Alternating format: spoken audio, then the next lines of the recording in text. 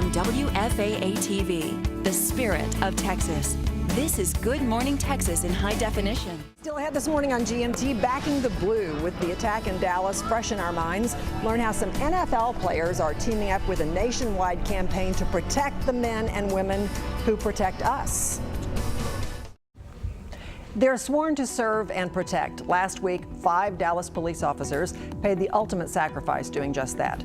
Memorial services and funerals for fallen officers began yesterday and will continue throughout the week. Remembrances for 2 Dallas police officers are today, in fact. And joining us this morning are 2 men who say they are on a mission to help prevent tragedies like this in the future. NFL players are joining the Blue Alert Foundation for a new campaign called Trust 2, the number 2, Protect. Thank you for being here this morning. Welcome, both of you. Thank you very much. Former NFL player Tommie Harris and CEO of COPsync, which we're going to talk about in a minute, Ron Woessner. Nice to have you here. Really appreciate it. Thank you very much. Tommie, first of all, can you tell me why are NFL players involved in this effort? Well, we just wanted to come together. Anytime there's a merger, I like to sync and COPsync.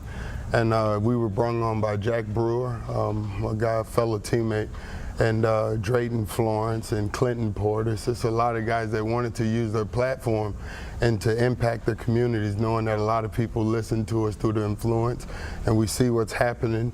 And we thought this coming together could be a better impact. And so several players are involved. Yes, Is that right? Okay. Yes, so, Ron, first of all, what's the mission of Trust to Protect? What's it about? It's a program, a campaign really, designed to promote and develop solutions to bridge this gap dividing law enforcement officers and the people they are sworn to protect and serve. Okay, and there's a piece of technology that's critical to this. Tell us about the technology. The system is called COPsync, and it's a communication information system that provides law enforcement officers at the time of traffic stop better information about the occupants and the drivers of those vehicles. Okay, so tell me how it's different than what exists now, that what most police departments use. It's different in the following respect. Today, most police officers and agencies use information silos, or in these information silos, and there's 18,000 of these information silos in America today because there's 18,000 state and local law enforcement agencies.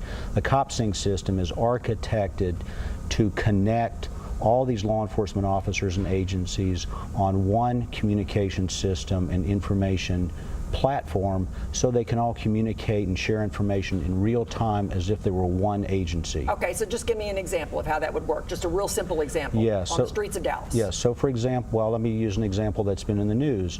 We had this situation where this young black man was killed in the Twin Cities area of Minnesota recently.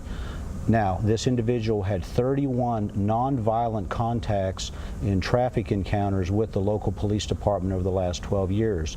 Had the officer making the traffic stop known that this individual had 31 nonviolent encounters with police, then it's likely it's reasonable to think that officer may have handled that situation very differently. Okay, that's interesting. Do you have any personal involvement in this? I mean, have you ever had a problem with officers? Have your friends have problems with officers? Is that one reason you're involved? We've all had problems with officers, and I've had problems with flight attendants, and I've had problems with the clerk at McDonald's. It's good people and it's bad people. It's not cops, it's not the firemen, it's the people that choose how to take this service. We pay these people to do a great service.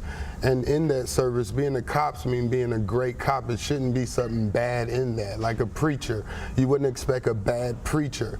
So it's in that service, the people just expect that service to be great. And I've been pulled over many a times, but I know that that person is doing a job, and I have to know that that's somebody's father, that's somebody's child. And I just hope that everybody can have compassion on one another again like we used to. Okay, in addition to COPsync, the technology, what else is Trust to Protect doing? Either one of you. Trust to Protect, we're merging a lot of people through social media, taking a stand, just doing different things, just trying to just bring the world back together again with all this stuff that is going on, just getting people back to a common good.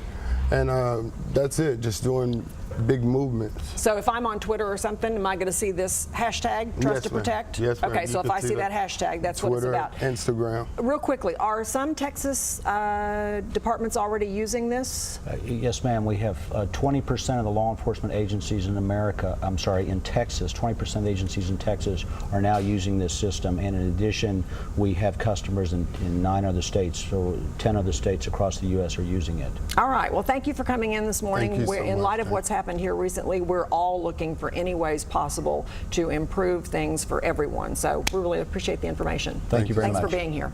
To learn more about COPsync and how it can help back our blue, log on to COPsync911.com.